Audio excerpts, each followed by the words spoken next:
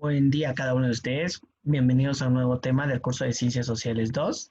Tema muy interesante que habla acerca de la relación que existe entre la naturaleza y el ser humano. Así de que tomen su cuaderno, un lapicero y prepárense para el contenido que les voy a estar transmitiendo a través de este video y que ustedes puedan tomar los respectivos apuntes necesarios. Antes de iniciar, les quiero hacer una pregunta que ustedes mismos se lo podían realizar en casa o mientras están escuchando escuchando y viendo este video. ¿Cómo crees que pudo afectar el ambiente en que está asentada tu comunidad a los habitantes del pasado? Pues trata de responderte a esa pregunta y vamos a dar inicio entonces al tema. Desde sus inicios, la humanidad ha tenido que adaptarse al medio que lo rodea. Poco a poco logró aprovechar y modificar su entorno para obtener alimento y vivienda. Al mismo tiempo que el ser humano aprendió a trabajar los recursos disponibles, iba explotando y gastando materia prima, generando desechos y contaminando el ambiente. Ahora se corren grandes riesgos ambientales debido al descuido y la mala administración de los recursos. Para contrarrestar los efectos negativos que el ser humano ha provocado en el ambiente, se han empezado a hacer reconsideraciones acerca de los efectos que sus métodos de producción ejercen. Y ahí es donde surge el desarrollo sostenible, que busca el crecimiento social y económico por medio de prácticas amigables con el ambiente que minimicen si pues, el impacto y aprovechen los recursos sin comprometerlos para las futuras generaciones. Los innumerables ambientes y recursos naturales de América son ideales para realizar actividades de exploración, explotación y turismo de aventura. En la actualidad, se ha logrado aprovechar las diversas condiciones climáticas que brinda el medio natural para la supervivencia, implementando tecnologías cada vez más avanzadas. Un ejemplo podría ser el uso de la energía eólica, producida por las corrientes de vientos, que se concentran en diversas áreas. En Latinoamérica están a la vanguardia en la producción de este tipo de energía ecológica: Brasil, Honduras, México, Costa Rica, Argentina y Nicaragua. Todo grupo humano vive en determinada región y es influido por las características de ese lugar. A la vez, la relación entre el ser humano y el ambiente produce la cultura, es decir, modos de ver la vida, valores, creencias, entre otros. Por ejemplo, en la antigüedad muchas comunidades humanas se concentraron a orillas de los ríos y los mares, pues necesitaban agua y era una forma de intercambiar sus productos con otros países. Al vivir en estos lugares, esas comunidades fueron influidas por el ambiente y entonces aprendieron a utilizar los recursos naturales, lo que generó una cultura que valoraba el agua como fuente de vida y como vías de comunicación entre los seres humanos. El ser humano, al establecer una relación con su ambiente, obtiene de él lo que necesita para sobrevivir. También surgieron las primeras religiones que adoraban a los astros y elementos de la naturaleza. Por lo tanto, es innegable que el ser humano es tanto un producto del medio natural, pero a su vez lo ha modificado para lograr sobrevivir en él por medio de su cultura. La cultura es, según los teóricos funcionalistas, un medio de adaptación al ambiente. Vamos a conocer entonces las tres principales actividades que el ser humano ha implementado en relación a la obtención de recursos de la naturaleza. Empezamos con la industria extractiva. Está presente en Centroamérica, donde existen minas de zinc, plata y oro, principalmente. En el oriente de Guatemala también se extrae jade y piedra, que era muy apreciada por los mayas. En el resto de América, por ejemplo en la cordillera de los Andes, permite a Chile ser el principal productor del mundo en relación al cobre. En el caso de Venezuela, Estados Unidos, Colombia, Ecuador y México se extrae petróleo.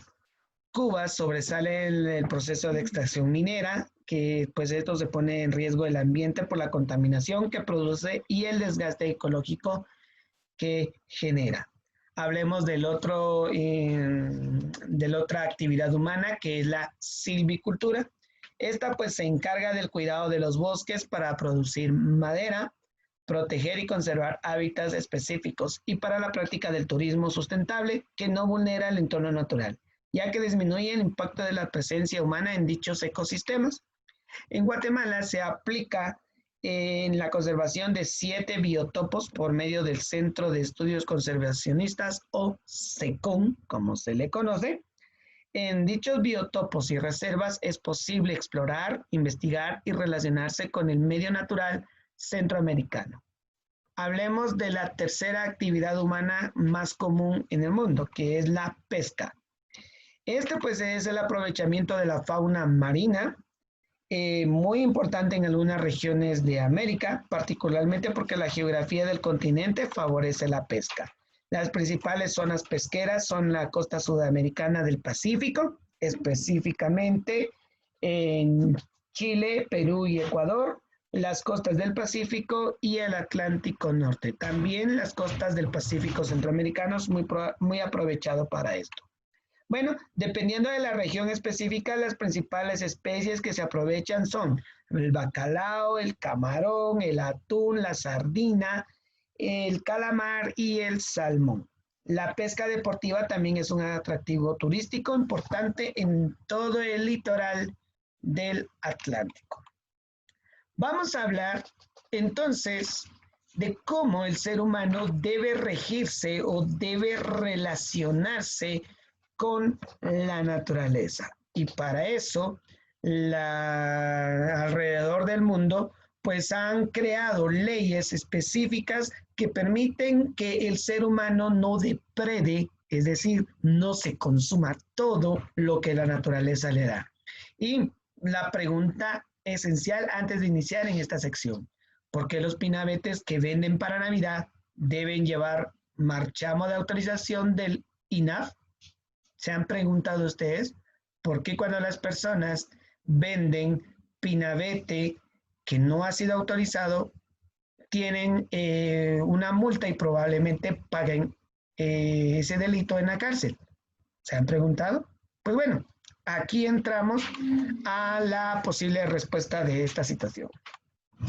Eventos mundiales como la declaración de la Conferencia de las Naciones Unidas sobre el Medio Ambiente promulgada en Estocolmo, Suecia, en junio de 1972, y la publicación del informe de Brundtland en 1987, abrieron muchas posibilidades para tomar conciencia sobre el tema ecológico. A partir de entonces, los gobiernos del mundo han reaccionado ante una situación que ahora es urgente abordar con responsabilidad. La primera ley con visión de sostenibilidad ambiental en Guatemala se emitió en diciembre de 1986 con el decreto 68-86 que se llamó Ley de Protección y Mejoramiento del Medio Ambiente, o sea, CONAMA, la cual se convertiría posteriormente en el Ministerio de Medio Ambiente. El principal marco jurídico de Guatemala es la Constitución Política de la República, redactada en 1985, pues en esta indica que el Estado y los habitantes velarán por el buen uso y aprovechamiento de la flora, la fauna, la tierra y el agua y evitarán su depredación. Para darle seguimiento a estas normas, el organismo legislativo ha promulgado leyes como la Ley Forestal, Decreto 101-96, que busca reforestar, conservar ecosistemas y evitar la deforestación. Para que se cumpla esta ley, se creó el Instituto Nacional de Bosques o INAF, como pueden verlos con sus siglas. Guatemala es conocida como el país de la eterna primavera por su riqueza de flora y fauna. En sus ecosistemas existe gran variedad de especies únicas en el mundo, aunque algunas ya se han extinguido por la influencia del ser humano en su alrededor. Para prevenir más deterioro y proteger la vida silvestre, el Congreso decretó la Ley de Áreas Protegidas Decreto 4-89, y con el objeto de asegurar su cumplimiento se creó el Consejo de Áreas Protegidas, que se le conoce como CONAP. En diciembre de 1997, se promulgó el decreto 126-97, cuyo propósito es proteger las áreas de reserva natural del Estado. La institución que vela por el cumplimiento de esta ley es la Oficina de Control de Reservas Territoriales del Estado, o como se escribe, OCRET, y bueno, que también forma parte de la dependencia del Ministerio de Agricultura, Ganadería y Alimentación, o MAGA, como se le conoce también.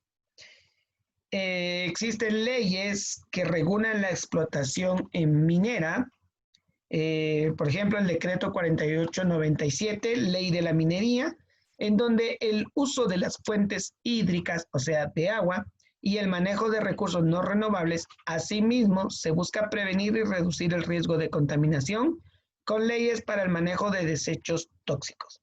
Para su cumplimiento y aplicación, el organismo ejecutivo cuenta con el Ministerio de Ambiente y Recursos Naturales, o MAR, como se le conoce también. Es importante comprender que los recursos naturales pueden aprovecharse y disfrutarse si se utilizan con responsabilidad. Vamos a conocer entonces el tema de las áreas protegidas de Guatemala.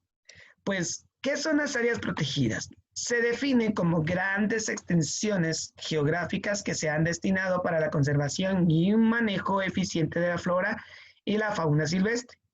Es decir, dentro de ellas se incluyen espacios de protección, sitios históricos, arqueológicos y recreativos. Las áreas protegidas se definen de acuerdo con el artículo 7 del decreto 4-89, Ley de Áreas Protegidas, como aquellas que tienen por objeto la conservación, el manejo racional y la restauración de la flora y fauna silvestre, recursos conexos y sus interacciones naturales y culturales. Bueno, también se señalan sus valores genéticos, históricos, escénicos, recreativos, arqueológicos y protectores, por lo que hay que preservar el estado natural de las comunidades bióticas y las fuentes de agua. En el artículo 8 del mismo decreto, se establecen varias categorías para el manejo de las áreas protegidas. Encontramos, por ejemplo, parques nacionales, biotopos, reservas de la biosfera, reservas biológicas, manantiales, reserva de recursos, monumentos naturales, monumentos culturales, rutas y vías escénicas, parques marinos, parques regionales, parques históricos, refugio de vida silvestre, áreas naturales de recreación, reservas naturales privadas, entre otros. La reserva de la biosfera maya quedó establecida en el año 1990 bajo el decreto legislativo 5-90, que incluye al Parque Nacional Tikal, el cual pues se le ha denominado Patrimonio Natural y Cultural del Mundo según la UNESCO en 1979. Además, la reserva de la biosfera maya, que abarca un área de 1.500.000 hectáreas, combina el bosque tropical con los sitios arqueológicos mayas.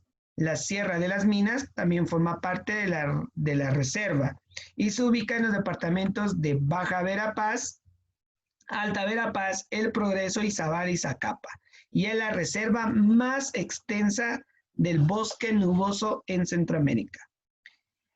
Según la Comisión Nacional de Áreas Protegidas, CONAP, y el Sistema Guatemalteco de Áreas Protegidas, SIGAP, o SIGAP, reportó que para el 23 de mayo del 2009 había un total de 243 áreas protegidas. El SIGAP fue creado para lograr los objetivos de conservación, rehabilitación y protección de la diversidad biológica y los recursos naturales del país.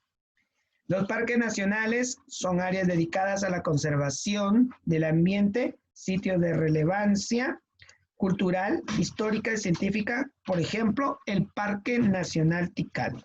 Ahora, los biotopos están dedicados a proveer de un espacio vital conjunto a la flora y fauna de determinado lugar. El biotopo de Mario Dari en Baja Verapaz se creó para la protección del quetzal. Otro biotopo, que podría ser el de Cerro Cahuí, este se creó para la protección del pavo de Petén. Y hay otro biotopo que es el de Chocó-Machacas, que fue creado para la protección del manatí. Hasta aquí hemos llegado con respecto al tema de la legislación ambiental y vamos a hablar por último de los fenómenos naturales. Se han dado cuenta que en los últimos años han surgido varios fenómenos que han afectado de manera directa al ser humano y todo lo que realiza. Pues bueno, eso pues los fenómenos naturales se han intensificado gracias a la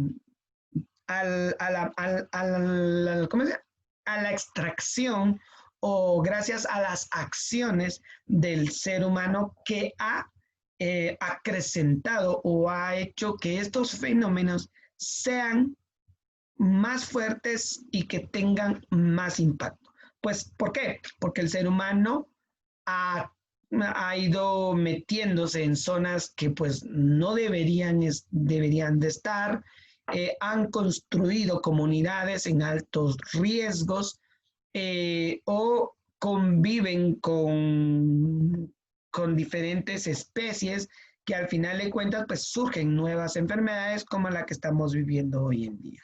Como ustedes pueden ver acá, pues de una tormenta, pues los ríos se desbordan y pueden llegar a romper los puentes. O como por ejemplo, esto es lo que sucedió en la colonia San Antonio, allá en la ciudad capital, en donde pues se aperturó un gran hoyo de enorme tamaño y que pues hundió varias casas, fueron como 3 casas hacia el fondo de este barranco. Pues al fondo de este barranco pues hay un drenaje de grandes dimensiones, pero pues ya tenía problemas y que fue socavando durante mucho tiempo toda esta área. O como por ejemplo este deslave, ¿verdad? De este peñasco, de esta pequeña ladera, en donde pues aquí vivían, bueno, habitaban varias personas. Aquí había una comunidad que se le llamaban comunidad Cambrai, creo que Cambrai 1, si no estoy mal. Y cuando pues de unas semanas constantes de lluvias, pues ya no soportó esta área y pues hubo un deslizamiento de tierras que enterró a toda una comunidad. O por ejemplo, lo que sucedió con el volcán de fuego en junio del año 2018, o como la actual pandemia que estamos viviendo en nuestros días. Bueno, todo eso son fenómenos naturales. Ahora, definamos los fenómenos naturales. A los procesos permanentes de transformaciones que sufre la naturaleza se les llama fenómenos naturales. Por ejemplo, la erupción de un volcán y el paso de huracán son ejemplos de estos fenómenos. Cuando se conjuga la fuerza de la naturaleza y determinadas condiciones humanas y ambientes vulnerables, se puede entonces producir un desastre natural. ¿Sí? Se debe unir todo esto, la fuerza de la naturaleza a través de todo lo que el hombre no controla. Las condiciones humanas, por ejemplo, que el ser humano vaya a vivir a lugares que no debe, mala vulnerabilidad que presenta la zona, pues todo esto es una mezcla muy bonita para crear un desastre natural. Si una comunidad no está preparada para enfrentarse a un fenómeno natural, como en el caso de una tormenta tropical o un huracán, entonces se producirá un desastre. De igual manera, si las condiciones ambientales son frágiles, un fenómeno natural como una lluvia intensa también puede convertirse en un desastre. Por ejemplo, las inundaciones provocadas por los desbordamientos de los ríos se deben no solo a la gran cantidad de lluvia que recibe, sino a que los terrenos a sus alrededores están deforestados. Además, la extracción de arena y piedras de los ríos los dejan sin sus diques naturales. Como pueden observarse, la fragilidad del ambiente es provocada también por la actividad humana. Los fenómenos naturales ocurren en determinados contextos geográficos o geológicos. De estos últimos se tiene aquellos que son generados mediante el movimiento interno de la Tierra, como los sismos, maremotos y erupciones volcánicas. Existen fenómenos naturales producidos por movimientos de la superficie terrestre, como los deslizamientos de tierra, derrumbes, deslaves y aludes. También tenemos los fenómenos meteorológicos o hidrológicos, como las inundaciones, tormentas, huracanes, sequías y heladas. Y por último, los agentes biológicos, como las plagas, las epidemias o las pandemias. Durante el siglo XX y siglo XXI, en Guatemala han sucedido fenómenos naturales que se han convertido en desastres, tales como la erupción del volcán Santa María en Quetzaltenango en el año 1902, los terremotos de la ciudad de Guatemala entre 1917 y en Quetzaltenango en 1918, el huracán Fifi en 1974, el terremoto en la ciudad de Guatemala en 1976, que aquí pues fue producido por la falla del Motagua. También encontramos las inundaciones del río Nimá 1 y Nimá 2, específicamente en el Nimá 2, que destruyó la población de El Palmar, Quetzaltenango, en junio y julio de 1983. Por eso es que hoy en día quienes viven por esos rumbos conocen el antiguo Palmar y el nuevo Palmar, pues ya saben qué fue lo que sucedió con el antiguo Palmar, una inundación del río Nimá 2.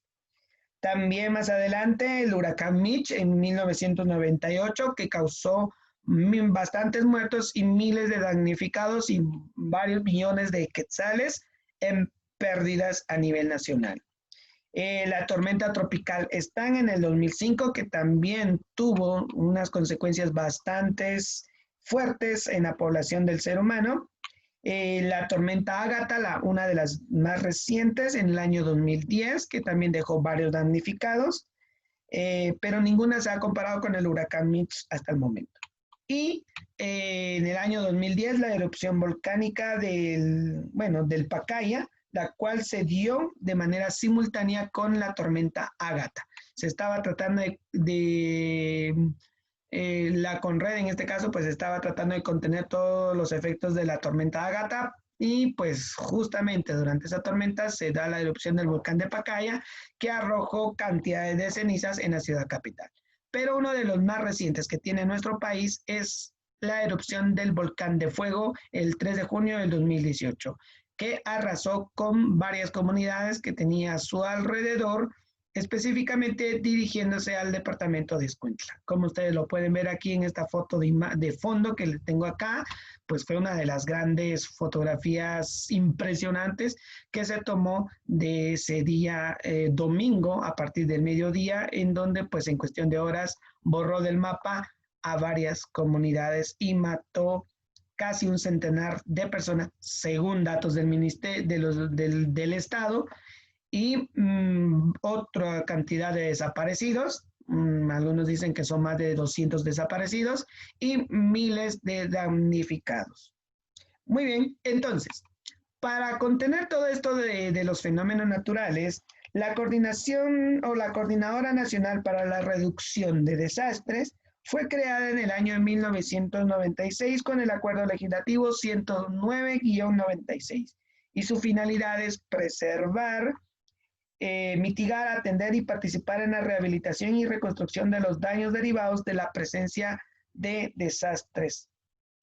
El antecesor de la CONRED fue el Comité Nacional de Emergencias, o CONE, como se le conocía, que funcionaba desde 1969 para dar atención en emergencias y asistir a la población en caso de desastres. Bueno, entonces, la CONRED, para responder a una emergencia o desastre, dispone de lo siguiente: equipos de respuesta inmediata, centros de operaciones de emergencia, sistemas de comando de incidentes y evaluación de daños y análisis de necesidades, ¿verdad? Entonces la CONRED prácticamente está para prevenir y si en dado caso se presenta un desastre natural, pues hace todo lo posible por minimizarlo o minimizar los efectos. Y normalmente usted lo va a poder identificar porque ellos siempre andan con una camisa industrial y su chaleco de color naranja con el gran logo de la CONRED.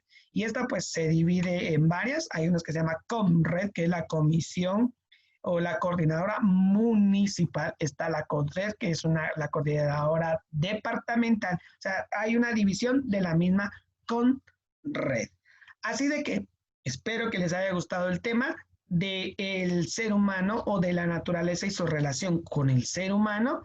Ya hemos visto entonces de qué manera se debe proteger a la naturaleza y cuáles pueden ser los efectos de los fenómenos naturales cuando las condiciones tanto de vulnerabilidad más la acción humana puede llevar a un desastre natural. Así de que entonces aquí está la respectiva tarea. Son 7 ítems en las cuales usted, por favor, con base a todo lo que se describió en este video, usted va a responder esta actividad en su respectivo cuaderno. Así de que dudas y comentarios, con gusto los puedo responder en el grupo o en Classroom. Que tengan un feliz día, que Dios los bendiga, cuídense, lávense las manos, usen mascarillas si van a salir, quédense en su casa si no tienen la necesidad de salir. Que tengan un feliz día y hasta pronto.